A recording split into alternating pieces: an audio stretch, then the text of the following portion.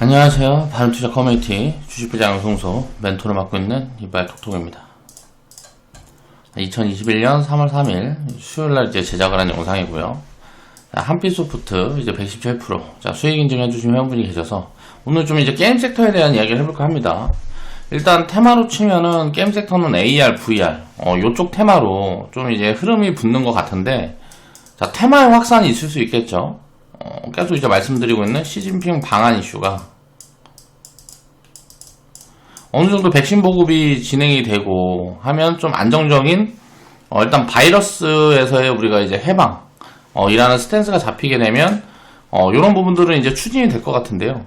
이제 한국과 중국의 뭐 교류 어쩌고 저쩌고 뭐 이런 이야기들이 나올 거예요. 그러면 이런 부분들이 나올 거라고 보고 있는데, 뭐 이제 불확실한 부분들은 또 이제 그렇게 생각을 해봐야죠. 미중이 예를 들어서 지금 제가 생각했을 땐 그렇거든요. 미국이 지키고 싶어 하는 거고요.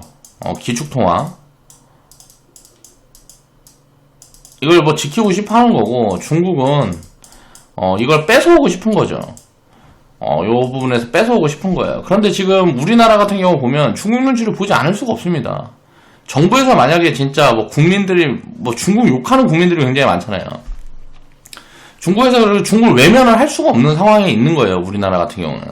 왜냐면 중국에다가 우리가 팔아먹는 게 많단 말이에요. 그래서 득을 보고 있는 게 많아요. 중국 때문에 한국이 득을 보고 있는 게 많은데, 이걸 가지고 무슨 이념이나 사상을 가지고 막 욕하고 뭐하고 하는 것들이 중요한 게 아니에요. 당장 내 생활에도 입혀지는 거란 말이에요. 우리나라에서 수출 비중이 30%가 넘어요. 중국으로. 근데 중국에서 이게 만약에 어떤 문제가 생긴다. 그래서 이런 부분들이 둔화되고 뭐하고 하는 흐름들이 이제 만들어진다. 하게 되면 굉장히 큰 타격이 올 수가 있다는 거죠. 경제 측면에서. 그러면 쉽게 말하면 없는 서민들도 지금 받아먹고 있는 것도 못 받아먹는 거고요. 우리나라 이제 기업들도 문제가 생기는 기업들이 많이 생길 거고. 그러니까 결론적으로는 좋은 게 아니라는 거예요. 중국이랑도 미국이랑도 스무스하게 잘 이제 어떻게 협력 구조를 갖춰서 체계를 갖춰가는 게 좀 중요하다 라고 보고 있고, 이건 또 이제 또 이상한 쪽으로 넘어가려 그러니까. 아무튼 이런 이슈가 붙게 되면 지금 제일 기대감이 있는 쪽이 이제 뭐 파노. 이게 2017년 이전부터 2015년 여기에서 이제 뭐 잘 발급이 안 되다가 2017년도 사드 사태 이후에 지금 어떻게 보면 규제 아닌 규제를 받고 있는 거죠. 이제 뭐 한알령 해가지고. 근데 그런 부분들이 이제는 좀 이제 해소될 수 있는 그런 부분들로 뭔가 이야기들이 될 거란 말이죠. 우리나라에서는 이거 해줘라 뭐 이런 것들을 이제 요구를 할 거고, 중국에서도 뭔가 이야기를 하겠죠. 우리가 이런 부분에서 이제 교류를 확대를 해서 어떻게 해보자. 근데 이제 미국을 이제 들고 나오면, 자, 결과가 어떻게 될지는 모르겠어요. 중국이 우리나라에다 하고 싶은 얘기는 그거밖에 없을 것 같아요. 야, 미국이 이렇게 얘기하면 이렇게 우리 편 좀 더 들어줘라 뭐 이런 얘기 하겠죠. 근데 우리나라는 안보라든가 이런 부분들, 여러 가지 부분들이 엮여 있어서 거기에 이제 적극적으로 이제 동참하고 할 수 있는 여건이 되지 않는단 말이에요.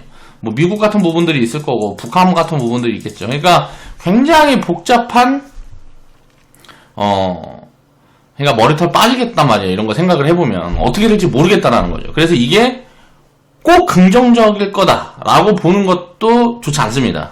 자, 결론은 뭔 말이냐면 이슈를 보고 대응하는 게 아니고, 이슈는 어떻게 될지 모르는 거예요. 그냥 아까 이야기했던 것처럼 시진핑 이슈가 붙어가지고 이제 방한 이슈가 붙어가지고 파노라든가 이런 부분에서 이제 긍정적인 신호가 나오면 요거는 업사이드 포텐셜이 잡힐 수 있겠다 라고 정도만 보는 겁니다. 그럼 오히려 안 좋은 이야기가 나오면 어떻게 될까요? 이거는 기회인 거예요. 무슨 말이냐, 게임 섹터는 지금 밸류 매력이 있는 기업들이 꽤 있습니다. 그리고 전체적으로 봐도 밸류 매력이 있어요. 그러니까 비싸지 않아요. 지금 시장이 많이 올라와 있는데도 비싸지 않은 기업들이 거의 대부분인 것 같아요. 굉장히 많습니다. 이제 그래서 그 상승력 등을 좀 봐서 요걸 보면 될 것 같고요. 게임 섹터가 또 밸류를 많이 받고 있는 이유를 이해를 해야 되는 거예요. 이건 뭐냐면 우리가 봤을 때 제조업이라든가 이런 것들은 영향을 많이 받죠. 서비스업이 올라가면 어떻게 돼요? 제조업이 죽고. 지금 결국은 우리나라 같은 경우에서 보면 장기적으로 제조업은 죽을 수밖에 없어요. 그게 구조가 그렇게 돼 있죠. 우리 평균 소득도 올라오고 뭐 여러 가지 부분에서 봤을 때 신흥국들이랑 경쟁이 안 된단 말이에요. 우리나라는 중진국 위치에 있으니까. 그럼 서비스업이 결국은 성장을 시켜야 이제 지금 전체파에서 더 성장을 끌고 가려고 그러면 서비스라든가 금융 쪽이 성장을 해야 된단 말이에요. 우리나라 같은 경우. 여기에서 이제 포인트예요. 우리나라가 성장을 지속적으로 만들어 가려고 그러면 서비스라든가 금융 파일을 키워야 돼요. 자, 지금 뭐 카카오라든가 무슨 뭐 네이버라든가 여러 가지 기업들이 이런 데서 이제 많은 역할을 해주고 있죠. 그리고 우리가 알지 못하는 중소형 기업들도 이런 노력들을 많이 하고 있단 말이에요. 그리고 새로 이제 창업을 해서 뭐 쿠팡이라든가 이런 기업들도 다 마찬가지 이제 플랫폼 기업이죠. 그런 기업들이 이제 점점점 확산되고 앞으로 우리나라의 성장 동력은 이쪽에 잡힐 거다라고 볼 수가 있는 거예요. 자, 제조업이고 서비스고 경제가 안 좋고 경제가 안 좋다고 게임을 안 하나요? 그런 게 아니라는 거죠. 그래서 게임 같은 경우는 좀 어떻게 보면 산업이랑 좀 동떨어져 있는 그게 장점이 될 수도 있고 단점이 될 수도 있고 그렇게 이제 볼 수가 있고요. 그러니까 게임 산업 같은 경우는 어떻게 보면 경제와의 연관성이 좀 낮기 때문에 뭐 경제 부분에서 문제가 생겨서 많이 빠지게 되면 함께 만약에 빠지게 되면 밸류mer이 굉장히 높아지는 그런 쪽 섹터라고도 볼 수가 있어요. 그래서 어떤 위기가 온다거나 뭔가 그런 부분들이 올 때마다 어떻게 보면 가장 좀 매력적인 섹터 중에 하나다라고도 볼 수가 있는 거죠. AR, VR 테마 같은 경우는 이게 진짜 현실로 입혀지려고 그러면 투자를 실질적으로 많이 하고 있습니다. 이건 이제 게임만이 아니고 여기저기 활용할 수 있는 범위가 이제 뭐 교육이라든가 여러 가지 부분에서도 많이 있기 때문에 실질적으로 대기업에서 이제 투자가 많이 되고 있는데요.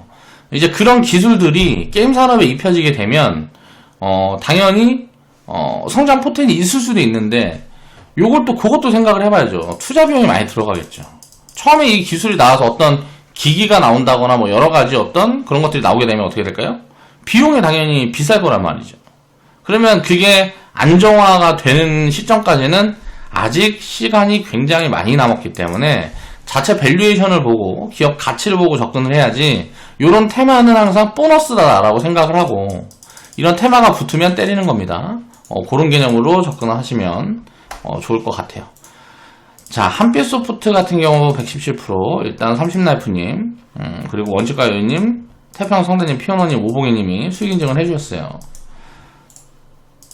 자, 수익 보신 분들 이제 다 축하드리고요. 인증 감사합니다. 자, 섹터 전체적으로 지금 업사이드가 잡히면서 지금 추세 흐름이 잡히려는 이런 흐름들이 보여주고 있거든요. 그러니까 중국 모멘텀, 아까 이야기를 했던 VR, AR 테마 이런 거를 배제하고 놓고 봤을 때 기업 밸류 매력이 있느냐를 보는 거죠. 밸류 매력이 있다라고 보여집니다. 넷게임즈 같은 경우는 지금 13,400원 구간에 있는데 저는 이제 적정 가치가 41,000원 정도 보고 있어요. 우리가 이제 편입했던 시점은 여기 어디고, 네오이즈 홀딩스 같은 경우도 2017년도부터 이제 추천 사인들을 많이 드렸었는데, 요것도 적정 가치가 한 6만원에서 8만원 정도 보여진단 말이에요. 그럼 아직도 상승률이 요 정도 많이 있는데, 100% 이상 상승률이 보여지는 기업들이 굉장히 많아요. 게임 섹터 같은 경우는. 그리고 지금 이제 성장을 시작하고 있는 기업들도 굉장히 많고. 근데 이제 경쟁이 많이 격화되어 있기 때문에, 총파이는 커진다 그래도, 자체적으로 게임 산업은 바이오랑 비슷하다라고 저는 생각을 해요. 그러니까 신작이 하나가 성공을 하면 업사이드가 굉장히 크게 잡히는데 이게 장기적으로 유지되는 확률이 굉장히 작아요. 그러니까 게임이 딱 신작이 나오면 보통 이제 뭐 한 1, 2년 지나버리면 시들시들해지는 경우들이 굉장히 많다라는 거예요.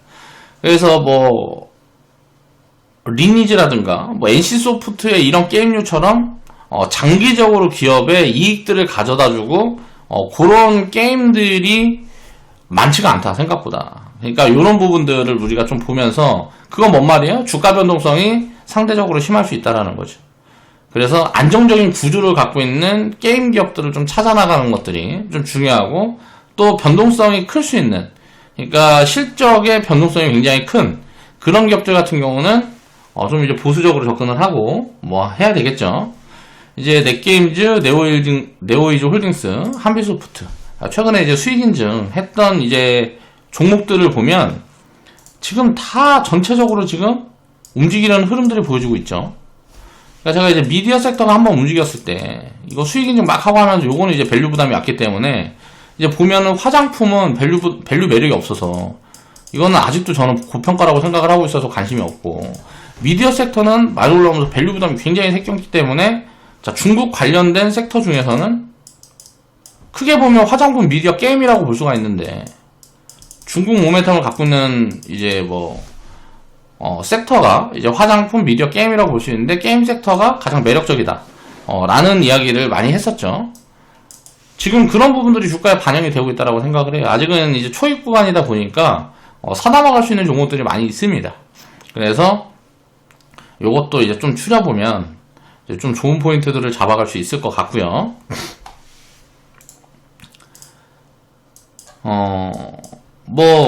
요건 것 같아요. 요 이슈가 많이 붙으면 이제 버블로 전체적인 섹터 전체적으로 이제 버블 포인트가 나올 수 있는 거예요. 그래서 그런 부분들은 지금 이제 밸류 부담이 없기 때문에 이 안 좋은 이야기가 나와서 더 빠지면 더 살 수 있는 그런 포지션이라는 거죠.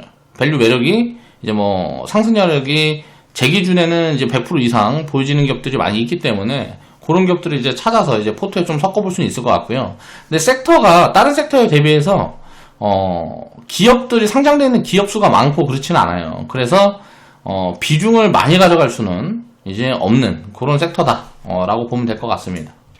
그래서 판호 발굴 기대감이 이제 이게 테마로 반영이 되려는 흐름들이 보여주고 있으니까 요런 것들을 요런 테마가 붙었을 때 수익을 챙겨갈 수 있는 포지션들을 위해서는 지금은 좀 이제 골고루 좀 추려서 담아보면 좋은 시점이 아니냐라고 보고 있고요. 자, 판호 요런 것들이 지금 뉴스로 슬슬 나오고 있어요. 한빛소프트가 깜짝 상한가로 시선을 집중시켰니 어쩌니 하면서, 자, 넷게임즈하고 베스파라는 기업이 이제 급등을 했었기 때문에 이제 차익 시점 매물이 나오는데 그걸 받아줄 사람이 없으니까 이제 주가가 급락하고 있는 거고요. 요건 또 이제 좋은 투자 포인트라고 보고 있습니다. 넷게임즈, 베스파 이제 밸류 체크 해보시고요.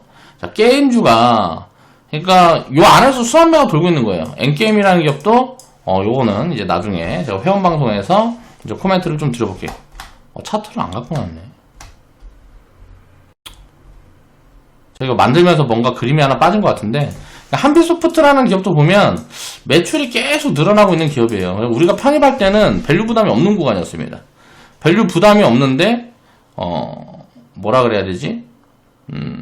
실적도 눈에 보여지지 않기 때문에, 자, 업사이드의 가능성들 그리고 이런 테마가 붙을 수 있는 가능성들을 언급하면서 회원분들한테 코멘트를 드렸던 기업이에요. 자, 이런 기업들이 지금 게임 섹터에서는 이제 줄줄이 나올 수 있는 가능성들이 있다 정도 보고 좀 추려보면 좋은 투자 포지션들이 만들어지지 않을까. 그러니까 이렇게 전체적으로 같이 움직이는 흐름들이 보인다라는 거는, 이게 보면 아이고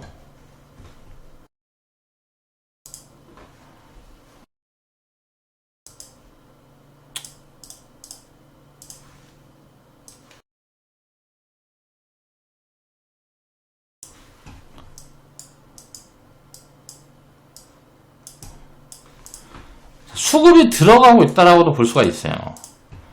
요게 보면 요 앞에서는 넷게임즈 요게에서 요거 움직일 때 이것도 이제 넥슨 테마 붙었나 해갖고 움직였던 걸로 기억이 나는데, 그럴 때는 보면 같이 못 움직이죠. 근데 지금 올라올 때는 어때요? 자, 같이 움직이는 흐름들이 보이잖아요. 이걸 섹터를 전체적으로 합쳐놓고 게임 기업들 중에 상장되어 있는 기업들 다 추려보는 거예요. 그래서 이제 어느 정도 올라와 있는 기업들은 이제 조정 시점에 이제 밸류 체크를 해서 밸류 매력이 있는 기업들은 담아보는 거고, 움직이지 못한 기업들인데 밸류 매력이 있다. 그런 기업들은 또 빠르게 전체 파동이 이제 진행이 되게 되면 파동 흐름들이 나올 수가 있다. 지금 거의 한 2차 파동 정도 보여져요. 1차 파동이 움직였던 종목이 이제 웹젠하고 위메이드